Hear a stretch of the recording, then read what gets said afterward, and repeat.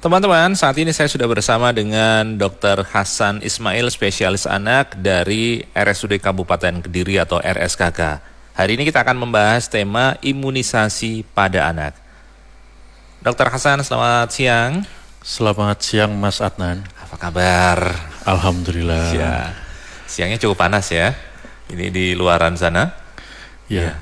Senang banget ini bisa langsung ketemu sama Mas Adnan. Biasanya cuma denger di radio doang. Nah juga saya bersama teman-teman yang lain juga senang akan dapat ilmu baru soalnya dari Dr. Hasan. Karena tentang anak ini kan menjadi buah hati yang sangat berharga bagi orang tua. Kalau sakit juga bingung, kemudian juga kalau ada problem begitu ya terkait dengan tumbuh kembangnya juga akan menjadi beban atau pikiran orang tua. Termasuk juga diantaranya bagaimana sistem kekebalan tubuh kabarnya juga ditunjang dari imunisasi, dok. Nah, keberadaan imunisasi sebenarnya seberapa penting dan bagaimana untuk sebenarnya imunisasi pada anak itu fungsinya untuk apa saja sih? Bisa dijelaskan di awal. Tadi Mas Adnan kan bilang anak-anak kalau sakit ya orang tuanya bingung, kerja juga tidak bisa konsen kalau anaknya sakit. Jadi paradigmanya akan diubah, jangan nunggu anak sakit. Nah, bagaimana kita mencegah anak itu biar tidak sakit. Jadi imunisasi itu sudah terbukti secara ilmiah, dia bisa mencegah penularan penyakit. Memang pencegahannya tidak 100%, tetapi penelitiannya sekitar 80-95%. Pemberian imunisasi ini bisa mencegah untuk timbulnya penyakit. Kalaupun anak ini sudah diimunisasi ternyata masih sakit, kecenderungan sakitnya akan lebih ringan daripada mereka yang tidak diimunisasi. Bedanya imunisasi dengan vaksinasi sebenarnya apa ya, dok? Jadi imunisasi itu kan proses pemberian kekebalan tubuh kepada seseorang. Vaksinasi ini adalah vaksin. Jadi teknisnya ya kita memberikan vaksin, karena imunisasi itu ada imunisasi aktif, ada imunisasi pasif. Nah, imunisasi yang kita kasih memberikan vaksin ini adalah imunisasi aktif. Jadi kita memberikan imunitas atau kekebalan tubuh secara aktif terhadap seseorang. Kalau tadi dokter singgung jangan nunggu sakit, artinya pemberian imunisasi sebenarnya upaya kita untuk mencegah terjadinya sakit itu ya, Pak? Iya, benar sekali. Jangan sampai sakit baru nanti bingung berobat dan sebagainya. Paling tidak meminimalkan ya. Harapannya seperti itu. Jangan sampai tertular penyakit yang bisa dicegah dengan imunisasi. Pemberian imunisasi ini efektif biar tidak tertular penyakit. Kalaupun tertular penyakit, gejalanya, kondisinya akan lebih ringan dibandingkan mereka yang tidak dilakukan imunisasi. Imunisasi jenis apa saja yang dibutuhkan anak, dok? Ada imunisasi dasar pada anak. Begitu anak ini lahir, begitu bayi ini lahir, diberikan hepatitis B atau kita sebut sebagai HB0. Kemudian begitu dia pulang atau beberapa hari setelahnya, kita tetesi dengan polio atau polio 0 OPV istilahnya. Berikutnya akan dilanjutkan dengan BCG. BCG ini untuk mencegah TBC atau tuberkulosis. Dilanjutkan nanti pada usia 2, 3, dan 4 bulan akan diberikan imunisasi kombinasi berupa DPT, difteri, pertusis, tetanus, polio lagi, dan hepatitis B serta HIV. Nah, yang terbaru dari Kementerian Kesehatan ini, beberapa daerah, beberapa provinsi termasuk Jawa Timur di Kabupaten dan Kota Kediri dan sekitarnya juga terpilih jadi program baru, program percontohan, ada imunisasi tambahan, imunisasi PCV. PCV ini untuk mencegah terjadinya infeksi atau radang pada paru-paru. Lah ini kan angkanya cukup lumayan, yang anak-anak yang terkena radang atau infeksi paru-paru itu juga termasuk kondisi yang gawat atau berat penyakitnya. Dan nanti di usia 9 bulan akan dilakukan imunisasi campak rubella.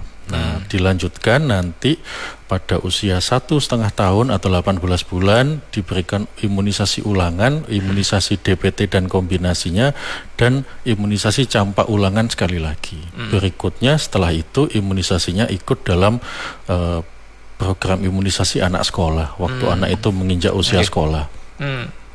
Jadi untuk waktu pemberiannya sudah terjadwal ya? Sudah ada jadwalnya. Jadi kalau ayah bunda lihat di buku KIA yang warna pink itu disebutkan di situ ada jadwal imunisasi. Ada usia 2 bulan, mulai barusan lahir 2 bulan, 3 bulan dan seterusnya sudah terjadwal di situ. Kalau misalnya orang tua tiba-tiba lupa, lalai dan seterusnya terlewat ini, apakah bisa digantikan di waktu lain, Dok? Jadi memang kendalanya seringkali kadang orang tuanya lupa, oh iya kelewatan karena kesibukan atau hal lain. Atau mungkin anaknya waktunya divaksinasi atau diimunisasi, anaknya sakit. Nah terpaksa ditunda. Dalam kondisi seperti itu kita akan menjadwalkan ulang. Bahkan ada yang sampai telat beberapa waktu, ya tetap tidak boleh khawatir, tetap kita akan melakukan penjadwalan ulang atau catch up imunisasi. Tetap bisa diberikan. Gitu, ya. Anak yang ada perbedaan, Dok, yang tidak mendapat imunisasi dan yang sudah lengkap imunisasi gitu.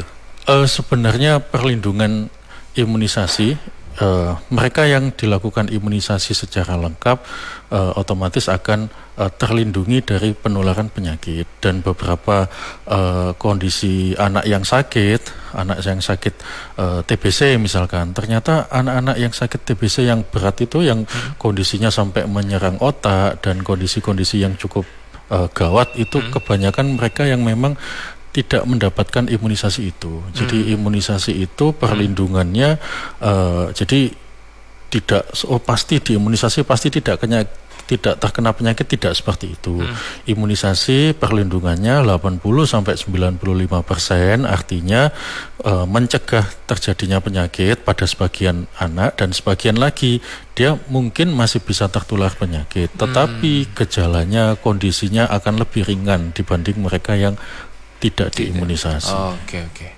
Teman-teman, silakan kalau Anda punya problem atau bertanya seputar imunisasi pada anak, Anda bisa bergabung. Mumpung ada Dr. Hasan Ismail, spesialis anak dari RSKK yang akan menjawab pertanyaan Anda. Telepon atau WhatsApp 0811 345 4000. 0811 345 4000. Dok, ada sebagian masyarakat fakta di lapangan begitu kan, seringkali kita mendengar nggak usah imunisasi begini gitu. Ada semacam informasi yang berbeda-beda yang diterima masyarakat sendiri. Sampai beberapa waktu lalu juga ada kejadian di salah satu daerah yang kabarnya balita meninggal dunia diduga setelah imunisasi. Sebenarnya ini bagaimana, Dok? Biar tidak ada simpang siur gitu persepsi masyarakat. Iya, jadi memang imunisasi ini ketika ada berita itu kan juga belum tentu benar. Ketika ada balita yang meninggal karena imunisasi itu kan belum tentu karena imunisasinya juga. Harus dipelajari, harus dilihat per kasus itu kenapa. Imunisasi kembali hoaxnya itu besar, bukan cuma di Indonesia, bahkan di Inggris sekitar tahun 1998 itu ada orang terpelajar di sana itu yang menuliskan bahwa imunisasi salah satu imunisasi itu menimbulkan terjadinya autis. Wah, di sana ditulis seperti itu. Nah, setelah itu orang itu takut imunisasi. Akhirnya ditelitilah sama ahli-ahli yang lain, kalau tidak salah sampai 26 penelitian untuk membantah penelitian itu, dan ternyata penelitian itu tidak benar, ternyata itu salah. Sampai tahun 2011 kasus itu masih dibuka sama polisi di sana, diusut, diinvestigasi, ternyata si orang yang menimbulkan hoax ini memalsukan data, orangnya dipenjara sampai saat ini.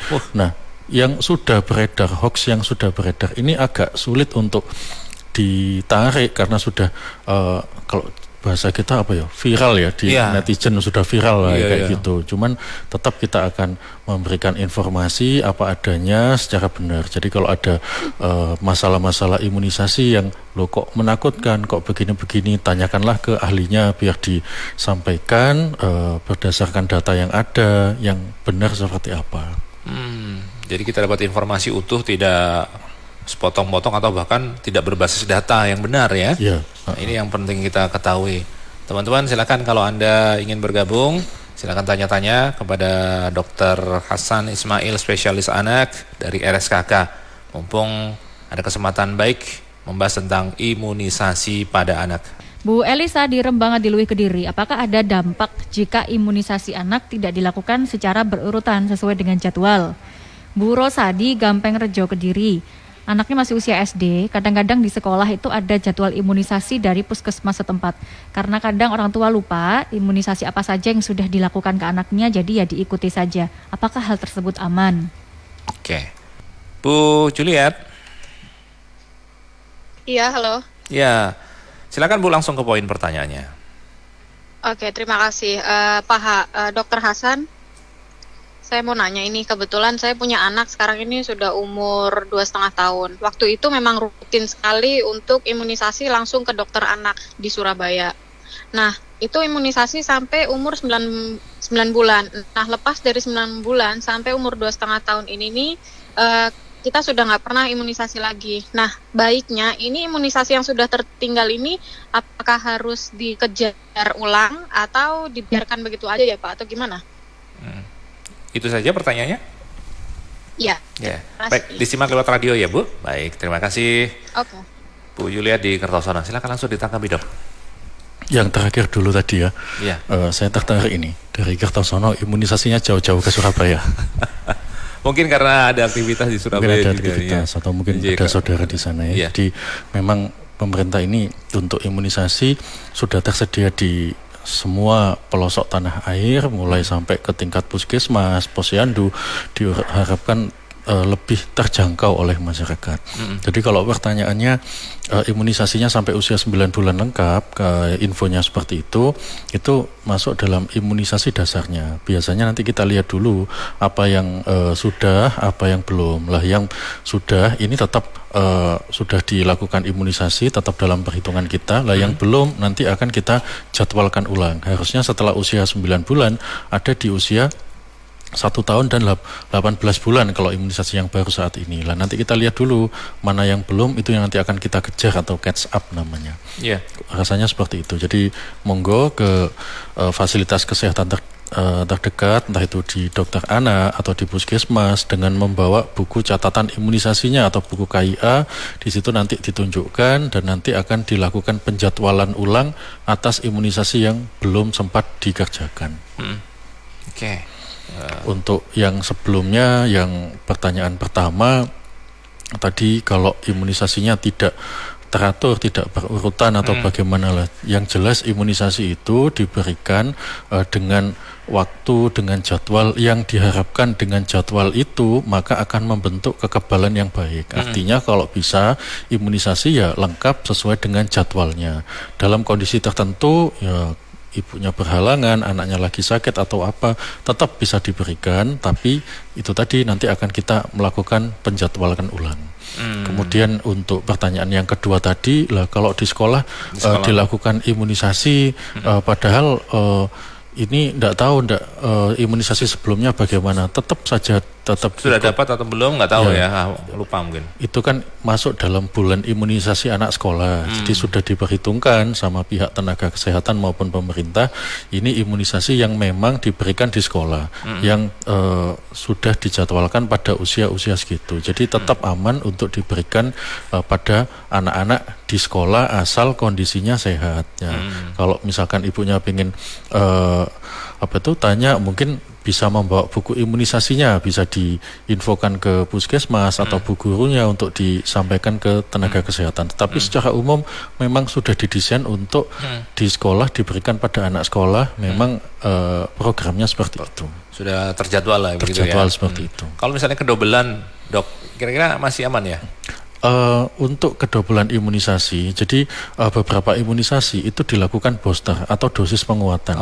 Dalam kondisi tertentu, misalkan ini pada suatu waktu terjadi outbreak atau peningkatan kasus campak yang drastis lah. Pada kondisi itu pun dilakukan tambahan imunisasi campak oleh pemerintah di suatu daerah itu tanpa memandang sebelumnya sudah atau belum imunisasi. Jadi memang hal-hal seperti itu sudah diperhitungkan sama tenaga kesehatan, sama pemerintah juga. Ini memang masih aman, dan kalau dalam hal-hal kayak gitu malah bermanfaat untuk meningkatkan imunitasnya.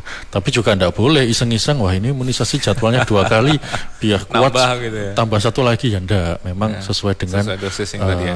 Dosisnya, hal-hal seperti itu ada indikasi khusus. Teman-teman, kita masih berbincang soal imunisasi pada anak. Kalau Anda orang tua punya problem tentang imunisasi yang sudah diberikan pada anak atau putra-putri Anda, silakan konsultasi dengan Dr. Hasan Ismail, spesialis anak dari RSKK. Saat ini juga 0811 345 4000. 0811 345 4000. Dr. Hasan, apakah sebenarnya imunisasi itu ada efek sampingnya sebenarnya? Ya, jadi kita minum air putih juga pasti ada efek sampingnya. Kita melakukan sesuatu pasti ada sisi baik dan sisi buruknya. Nah, ketika di media diekspos, katakanlah ada suatu efek dari imunisasi, itu kan pasti heboh. Padahal kita lupa mengekspos juga manfaat dari imunisasi yang sangat luar biasa itu tadi. Beberapa imunisasi ada efek yang mungkin agak sering muncul adalah panas, terutama imunisasi DPT. P-nya ini atau pertusisnya ini seringkali menimbulkan panas. Jadi penting untuk kita setelah selesai melakukan imunisasi, kita dari awal sudah ngomong, Bu, ini ada resiko anaknya nanti panas. Nah, nanti kalau panas harus bagaimana, kita sampaikan kalau bisa diukur suhunya di rumah. Kalau anget-anget monggo mulai dikompres. Kalau panasnya tinggi bisa diberikan obat penurun panas. Jadi hal-hal seperti itu memang bisa muncul waktu imunisasi. Dan mungkin saya pernah baca itu ya, artikel ketika ada vaksinasi, kalau orang tua di negara-negara maju yang mungkin sudah menyadari pentingnya imunisasi, kalau anaknya diimunisasi tidak timbul reaksi, kadang mereka, loh anakku kok enggak apa-apa habis diimunisasi, berarti malah kan bingung ya. Enggak apa tuh ada itunya enggak terbentuk begini dan begitu lah. Mereka malah yang mulai sadar seperti itu. Tetapi juga bukan berarti yang tidak muncul sesuatu tidak menimbulkan efek perlindungan, tidak seperti itu. Artinya kalau muncul demam atau beberapa gejala ringan dari setelah diimunisasi, itu sesuatu yang wajar, menandakan bahwa respon imun kita bekerja, proses imunisasi kita sedang bekerja. Wajarnya berapa lama sih, Dok, efek itu?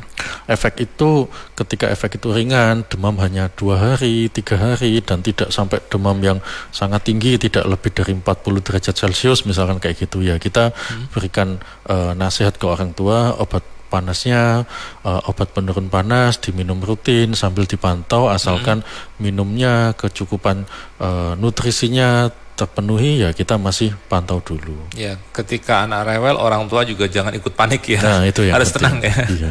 Tapi biasanya yang panik itu kalau itu imunisasi pertama kali atau biasanya cucu pertama lah, kita sering melihat kayak gitu. Tetapi kalau ini sudah anak ketiga, cucu ke-14, mereka malah dengan tenangnya, oh ini imunisasi yang biasanya panas ya, di rumah saya masih ada obat panas, jadi tidak usah dikasih tahu lagi, tidak usah diresepkan lagi, saya masih punya. Mereka dengan PD-nya seperti itu biasanya. Bisa seperti dalam tanda petik menjadi dokter di rumah sendiri gitu ya. Sudah memahami, sudah biasa menghadapi situasi itu.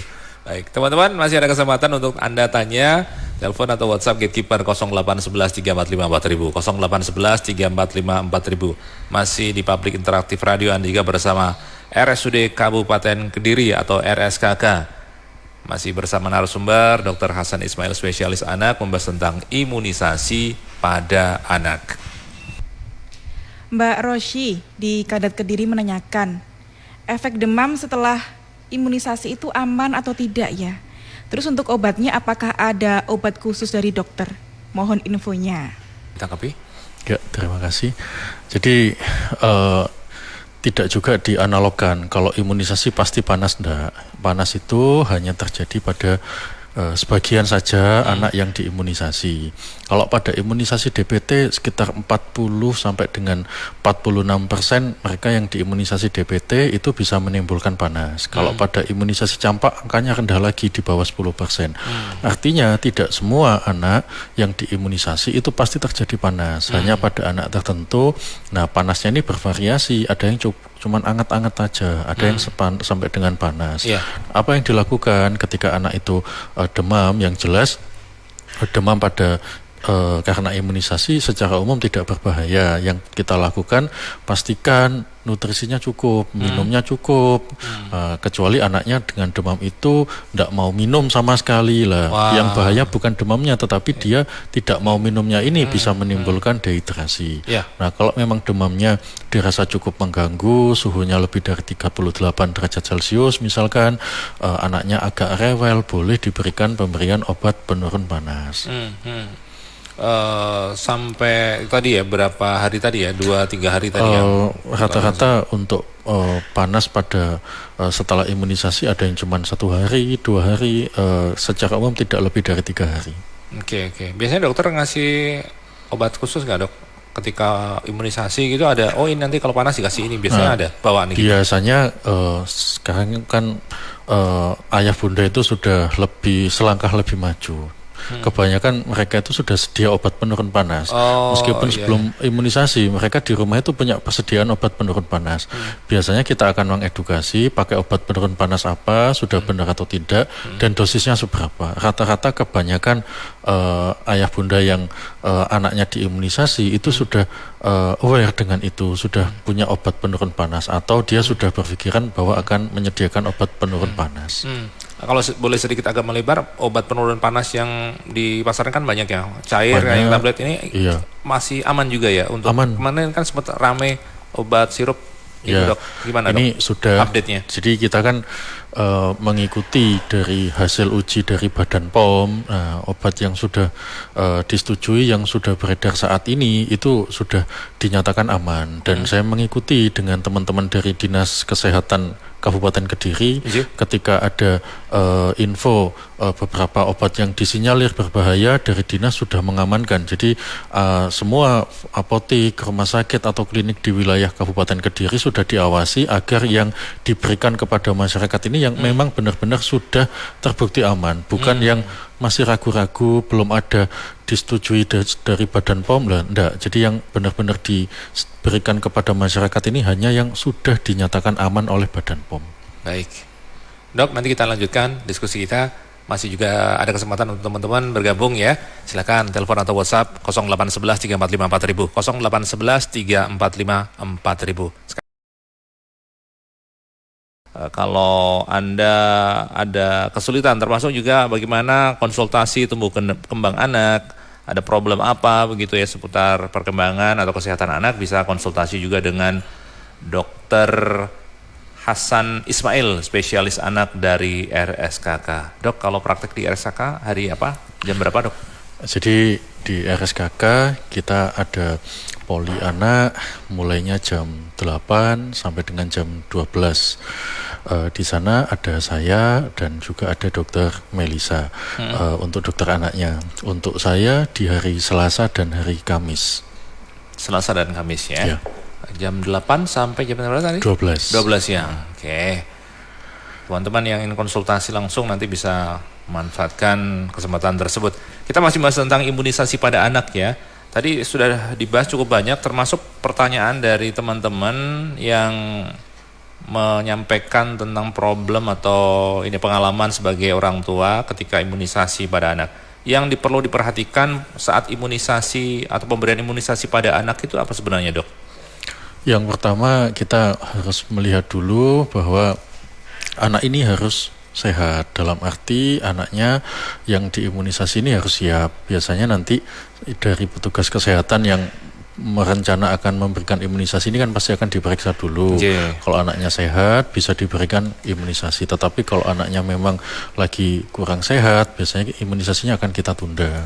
Nah setelah imunisasi ini juga yang harus diperhatikan agar si anak ini tidak langsung buru-buru pulang, paling enggak nunggu dulu di tempat tadi, entah itu di puskesmas, posyandu atau di rumah sakit, nunggu dulu 15 sampai 30 menit tidak timbul efek-efek yang seperti itu, nah baru bisa pulang. Nah di rumah juga perlu di garis bawahi bahwa imunisasi, beberapa imunisasi kadang muncul demam seperti itu. Ayah bunda juga tidak perlu khawatir karena itu adalah suatu respon imun yang biasa karena memang kita membentuk kekebalan tubuh. Nah dalam proses itu muncul beberapa gejala, salah satunya panas. Siap obat panas, harus nanti konsultasinya kemana ketika mungkin biasanya bukan masalah panasnya tetapi ayah bundanya yang agak cemas, bagaimana menenangkan itu. Ya. Kalau seseorang atau anak itu punya alergi, apakah bisa diimunisasi, Dok? Ada, jadi itu tadi yang saya infokan, setelah imunisasi tinggallah dulu di situ 15 menit, 30 menit. Beberapa ada alergi terhadap komponen vaksin, tapi itu angkanya jarang sekali, kecil ya, sangat kecil sekali. Cuman kita untuk tetap kewaspadaan, untuk keamanan ada baiknya kita mencegah efek alergi yang muncul dalam jangka waktu yang dekat. Jadi setelah imunisasi kita sampaikan, Bu tunggu dulu di sini, jangan langsung pulang seperti itu. Diobservasi dulu kira-kira nanti apakah ada semacam efek samping yang terasa begitu ya. Iya. Oke. Bu Linda di Blitar, anaknya berusia 15 bulan, belum vaksin hepatitis A. Ingin mengetahui manfaat dari vaksin hepatitis A, lalu yang harus dilakukan sebelum dan sesudah melakukan vaksinasi, serta interval pengulangannya. Mbak Dinawati di Pare Kediri, misalnya anak-anak sudah imunisasi dasar lengkap, misalnya tidak ikut imunisasi lain yang dianjurkan pemerintah, apakah aman untuk kesehatan anak ke depannya? Oke. Vaksinasi pada anak ini penting teman-teman diberikan supaya menciptakan kekebalan tubuh, mengantisipasi kalau ada risiko-risiko yang besar, ya lebih besar. Paling tidak ini bisa meminimalkan seperti yang disampaikan oleh Dr. Hasan Ismail, spesialis anak tadi. Dok, tadi ada beberapa pertanyaan yang masuk, monggo ditanggapi lagi dari Bu Linda di Blitar dan Mbak Rinawati di Pare Kediri. Ya, terima kasih untuk Bu Linda di Blitar. Untuk vaksinasi hepatitis A memang saat ini masih belum masuk dalam vaksin yang diwajibkan oleh pemerintah, tapi itu masuk dalam vaksin yang disarankan. Jadi kita berikan pada anak usia di atas 12 bulan atau di atas 1 tahun, pemberiannya 2 kali dengan jarak atau interval dari imunisasi yang pertama ke yang 2 sekitar 6 bulan. Opsional gitu ya? Tidak wajib boleh, ya? Karena ini bukan vaksin yang diwajibkan oleh pemerintah, artinya mungkin vaksinnya adalah vaksin yang disarankan. Kemudian Mbak Rina tadi, anak-anak sudah imunisasi lengkap, imunisasi dasar lengkap maksudnya, misal tidak ikut imunisasi lain yang dianjurkan pemerintah, apakah aman untuk kesehatan anak ke depan? Nah, justru pemerintah ini menganjurkan untuk imunisasi secara rutin dan lengkap ini.